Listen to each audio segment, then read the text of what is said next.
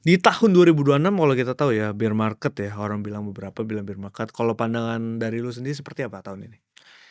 Kalau gue pribadi ya sebenarnya ya bear market udah start ketika 10 Oktober Iya, sebenarnya. Kenapa? Tadi gue udah sempat sharing ke lu sebelum kita iya sebelum mulai kita mulai. soal masalah domino effect. Oke. Domino effect itu ketika crash dari 120.000 ke 100.000 itu semua orang itu udah kena domino effect dari sisi liquid pertama. Ya. Liquid dan in that time banyak banget yang ini Bro, pinjam duit kayak di AV misalnya gitu kan. AV, Ya, DeFi ya? kolateral gitu kan, DeFi gitu kan. Dan akhirnya ketika mereka sudah liquid kan uangnya nol, udah literally nol. Terus mau bayarnya gimana? Hmm, Nah, kalau mereka udah nggak mampu bayar, berarti kan BTC-nya bakal di force close, dijual for sale dijual gitu kan. for sale. Akhirnya beberapa market pasti turun, Ya. dan beberapa orang kan punya dan industri ya atau mungkin wealth itu kan punya liquidation-nya kan. Itu terlikuidasi lah, likuidasi sampai momen hari ini tuh per kemarin beberapa exchange pada tutup. Iya. Nah, biasanya kalau ada yang tutup-tutup itu bottom udah deket katanya. Ya, oke. Tapi kalau gue bilang simpelnya kita lagi di fase akumulasi lah. Mungkin nggak ada yang bisa pasti Q4 lah, Q3 lah kapan bottomnya. Tapi seperti gue bilang tadi, gue trading, gue melihat apa yang ada di depan mata gue kayak di chart. Oh, chartnya seperti ini, memberikan kesempatan seperti ini, take it or leave it. Hmm. Dan gue selalu ambil opportunity yang di layar gue. Jadi Hmm. ketika gue ngelihat ini menarik ya gue tradingin gitu Ya. sih. Jadi gue kalau gue pribadi ya, gue melihat untuk gue personal pribadi Ya. 57 sampai 60 itu adalah bottom. 57 sampai 60 ya. Kenapa? Kalau gue pribadi tuh di situ sebenarnya udah sering gue lihat bahas. Pertama kalau lu tahu 2021 2022 itu kan ada all time high, Ya. terus kena reject. Itu di area 60.000, Hmm. 60.000 bahkan dan 57. Jadi itu resistance yang become support sekarang. Ya. Kedua, Fibonacci 0,618 golden ratio itu ada di sana Oke.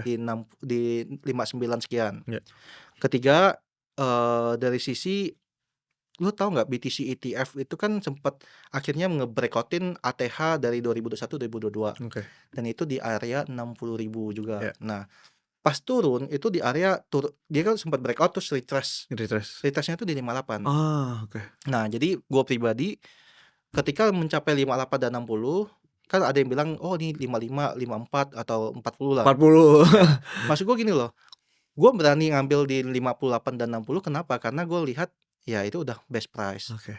Bukan best price-nya ketika di 100.000, 120. Kan Nah, kalau di 50 58 60 kan ke 40 kan sama 50 aja itu udah deket. udah dekat bener. Dan presentasinya paling 10 atau 20% lah Ya. kurang lebih lah. Tapi maksud gua dibandingin lu ngambil di 100.000, 110, 100 belasan ribu gitu kan. Poinnya ya masa lu berani ngambil di 100.000, 120.000 tapi lu nggak berani ngambil yang udah mendekati bottomnya kalian. Nah, itu. Kalau gue pribadi, kalau memang kalian nggak yakin, setidaknya jangan sama sekali nggak punya. Oke. Mungkin lu ngambil 30% atau 50% dulu. Kalau di bawah kasih lagi, ya lu nambah. Tapi kalau enggak, ya udah mungkin lu average up nantinya gitu kan. Ya. Tapi setidaknya 50%-nya udah ada. Ya. Kan udah deket gitu loh. Jadi menurut gue kayak fase akumulasi ya artinya lu ketika udah dapat di harga berapa, lu udah mulai ambil-ambil sih. Jangan sampai kayak kejadian pas BTC 16.000. Ya. Timothy itu kan beli di 16.000, 17.000 kan. Orang bilang, "Oh, ini bakal ke 13.000." Ya. Bro, 13.000 ke 16.000, 17.000, lu masa sama sekali nggak punya? Ya. Takut gitu kan. Hmm. Maksud gua kayak tinggal beda 5-10% doang, lu nggak berani ambil gitu loh.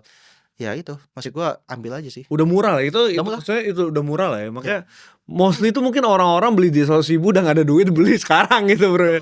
Karena pas di 100.000 tuh orang bilang, "Oh, kalau turun gue beli." Tapi pas udah di bawah sini nggak ada yang berani beli. Nah itu. Padahal dulunya kan gara-gara Timothy bilang bakal ke $1 juta Ya. BTC.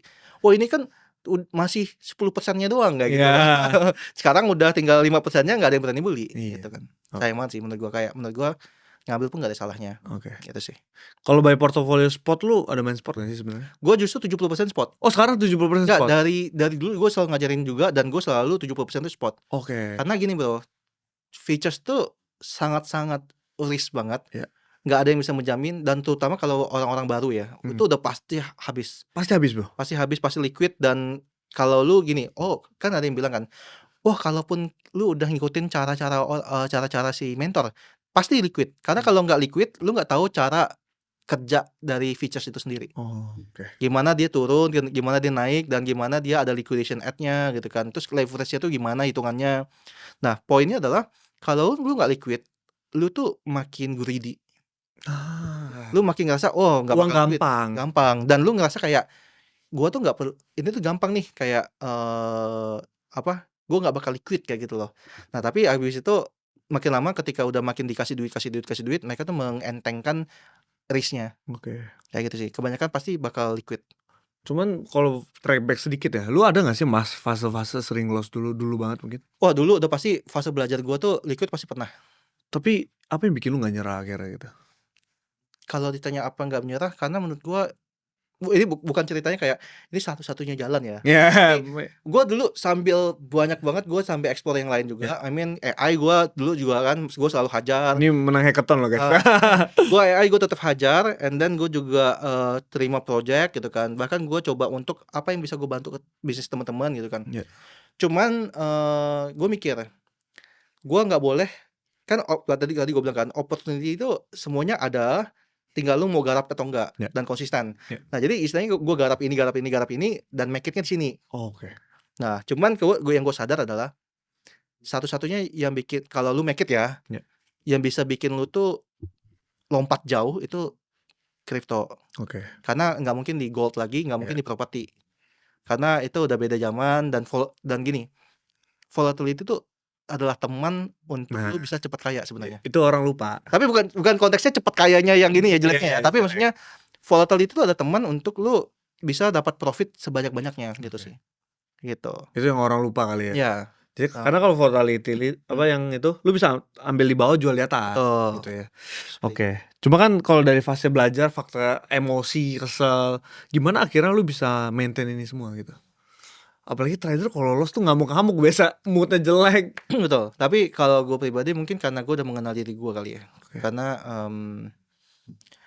sedih udah pasti.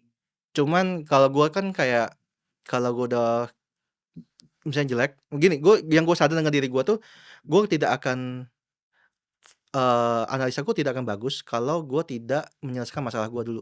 Analisa lu gak akan bagus. Oke. Trading gue atau cara kerja gue itu tidak akan bagus kalau masalah gue nggak beres dulu. Jadi kalau gue ada masalah, gue beresin dulu masalah gue. Apapun, maksudnya bukan di trading ya, di hidup. Karena kadang lu berantem misalnya ya, lu berantem sama istri, kan pasti mengganggu kerjaan lu. Jadi nggak fokus. Sama, maksudnya kayak ketika gue ngerasa kayak ada yang ganjel atau apa, gue beresin dulu gitu kan. Terus gue tuh orang yang butuh hiburan, dalam arti hiburan gue tuh ketenangan. Dan gue kayak tempat yang alam atau yang gimana, entertain gue lah. Jadi setiap kali mungkin market kurang mengenakan, gue butuh rest, istirahat lah ya. Istirahat. Berarti lu bukan orang yang reference stress ya, balas lagi. Karena kan semakin lu balas, semakin lu kayak mencoba untuk balas dendam, itu emosi lu dan cara berpikir lu dan cara analisa lu udah makin kacau. Oke. Itu. Jadi ya walaupun sebenarnya ini bisa dibalas nih gitu kan. Ya, ada opportunity-nya. Tapi jangan overtrade lah. Nah itu overtrade itu bahaya banget. Karena banyak orang jatuh karena dia overtrade sebenarnya. Overtrade, overrisk gitu kan. Terus kayak mau revenge gitu kan. Jadi analisanya tuh udah banyak biasnya. Gitu. Oke. Biasa kalau per position dari portofolio lu berapa persen bro? Kalau feature sendiri, gue selalu bilang maksimum tuh sebenarnya 5%. More than 5% itu sebenarnya udah gede. Tapi bukan artinya lu selalu open 5%. Artinya kalau lu lebih dari 5% dan 5% itu impact portofolio udah gede. Nah, kan lu pakai leverage kan. Jadi sebenarnya lu pakai 1% atau di bawah 5% itu lebih baik lagi. Kayak, dan apalagi gini, semakin portofolio lu gede, jangan lu paksa 5% terus. Karena kalau enggak ada bedanya uang lu yang pas lagi kecil dan besar, karena kan persentase. Ya, angkanya. Tapi kalau semakin gede ya, kalau gue pribadi, gue mainnya mungkin makin di bawah 1%, 2%, atau mungkin di bawah 1%. Gitu sih. Karena baik lagi ya, nggak ada bedanya dulu dengan spot. Mungkin kayak 100 juta nih, dengan 10 juta. Kalau spot 100 juta gitu kan. 10 juta di features pun juga kurang lebih sama dengan lu bisa hasilkan dengan yang di 100 juta di spot. Karena ada leverage. Gitu. Kadang orang, kayak teman gue deh, dia punya miliaran. Gue tanya dia, kok lu di features lu cuma masukin 1.000, di spot lu padahal lu miliaran. Kan gue ada leverage katanya. Karena leverage itu hasilnya akan kurang lebih bisa sama. Kalau lu bisa size management. Itu sih. Oke. Tapi kalau di spot sendiri lu selain Bitcoin ada masuk altcoin gak? Gue pasti harus altcoin. Oh gitu bro? Ya, gue justru gak pernah pegang Bitcoin kecuali kalau gue tradingin. Trading pun juga di features biasanya. Oh di spot gitu ya? Karena gue sadar gini, market capitalnya Bitcoin kan udah lumayan gede. Ya, Dia kalau mau kali 2 mungkin balik lagi lah ke 120 Kak, 120 kan. masih bisa lah Masih itu. bisa, tapi kan 100%. Ya, Lo mau expecting 3, 4 kali, 5 kali kayaknya cukup berat gitu sih. sulit.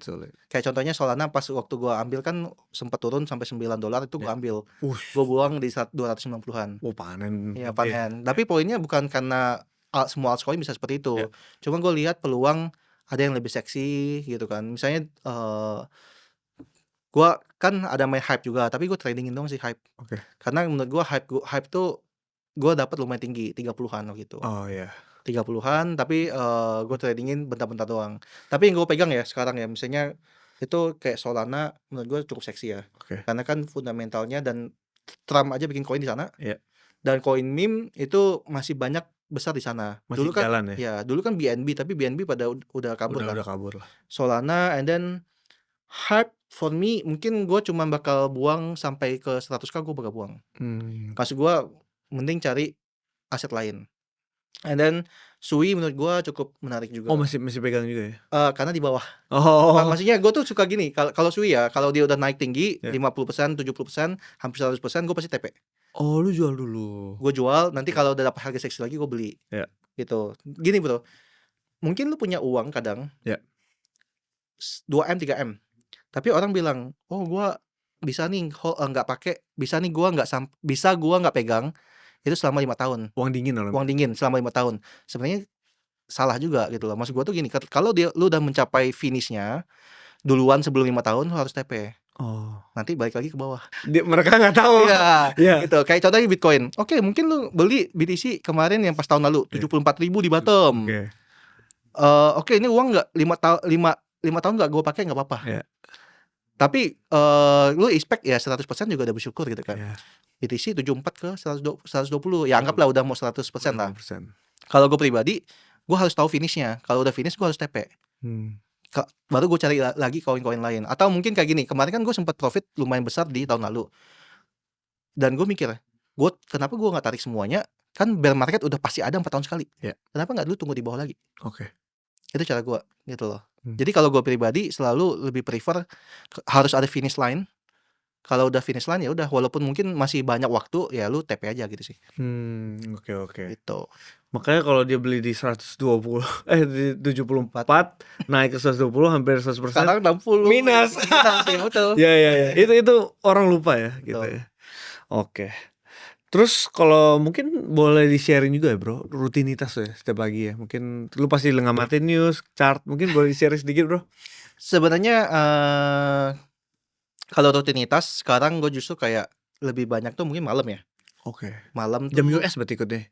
Ya jam-jam US tuh biasanya gue liatin market lah. Maksudnya liatin market dari sisi structure dan lain-lain. Karena closing marketnya itu jam 3 sensitif, sama jam 7 pagi sensitif. Oke. Sama jam 11 malam lumayan lah kadang gitu. Nah kadang dari sisi gue pribadi itu ngalong sih jam-jam segitu. And then gue tidurnya tuh jam 7 sampai jam 11 biasanya gue tidur. Oh bentar juga lu tidur ya, 3 jam ya? Karena nanti jam siangnya gue harus market update lagi. Gitu. Nah tapi kebanyakan di tahun ini gue banyakan liburan sih. Banyak istirahat lah ya. Sama hidup gue tuh lumayan banyak terbantu karena AI. Oke. Kan orang kan banyak takut sama AI ya, kayak nanti takut tergantikan atau apa gitu kan. Menurut gue AI itu justru leverage. Di Kejo Academy itu gue cuman Kejo doang yang jadi analisnya. Jadi gue gak punya orang-orang tim. Lu sendiri? Gue sendiri. Karena value gue tuh adalah orang join ke Kejo Academy karena Kejonya kayak Kejo. Yeah. Jadi yang share outlook dan lain-lain harus Kejo. Okay. Tapi gue mikir, gue tetap perlu ada orang kan istilahnya gitu kan. Gue bikin AI. Nah jadi gue ada Kejo Assistant AI. Tujuannya tuh gini, dia pelajari semua setiap yang gue share outlook. Oke. Jadi kalau orang nanya update tentang outlook gue, itu bisa langsung tanya ke AI. Oh dari ringkasannya. Okay. Jadi outlook yang udah gue share hari ini tuh apa. Okay. Nah jadi dia gak bakal counter analisa gue.